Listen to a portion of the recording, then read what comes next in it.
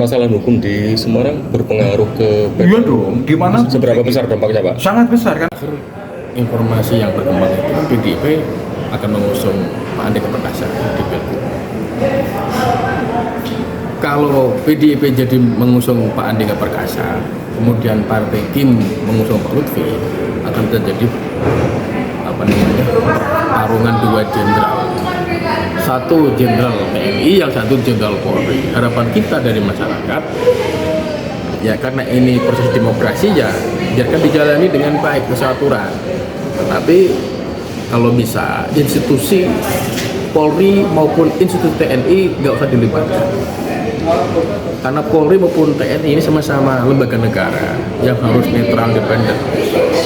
Terus yang kita dorong adalah independensi lembaga negara TNI maupun Polri dan lembaga negara yang lain masuk birokrasi untuk netral, senetral-netralnya. Biarkan proses politik tetap berjalan, terjadi persaingan antara Pak Andika yang diusung PDIP misalnya dengan Pak Lutfi yang diusung oleh Kim. Sebetulnya ada yang mendorong agar Partai Islam PKB, P3 sama PKS itu bikin poros sendiri, poros alternatif yang ketiga. Tapi sampai hari ini kan kayaknya belum ada kesepakatan nih. Misalkan Gus Yusuf sebagai calon gubernur, wakilnya diambilkan dari PKS misalnya, atau dari yang lain, itu belum ada sampai level itu belum. Walaupun informasi yang saya dengar sudah ada pertemuan antara DPP PKB, Gus Yusuf dengan sekretarisnya dan jajarannya dengan Pak Afif ya, selaku ketua PKS dan jajarannya di kantor DPP PKS. Tapi itu kayaknya masih sebatas komunikasi politik biasa, belum sampai ada kesepakatan mengenai figur siapa yang akan diusung. Apa misalkan Yusuf sebagai gubernur, wakilnya PKS, atau dibalik belum ada.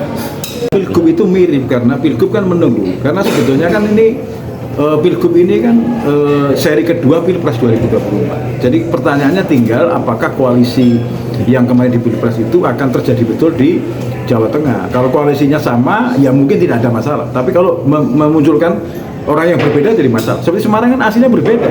Koalisi nasionalnya udah berbeda. Satunya ada Diko, satunya ada Yoyo. Nah ini kan orang juga udah bingung. Kita akan nunggu juga. Makanya kemudian Gerindra dalam posisi menunggu siapa yang akan diusung. Tentu menunggu sinyal, ya kan. Tentu calon presidennya tentu akan memberikan pandangan-pandangan perspektif. Nggak mungkin itu lepas dari itu. Gitu. Sama juga Pilgub juga sama. Pilgub sama Pilwakot ini sama posisinya. Semuanya sebuah pergeseran Diko dari provinsi ke kota ini kan juga mesti pengaruh pemerintahan, pengaruh politik nasional kan gitu.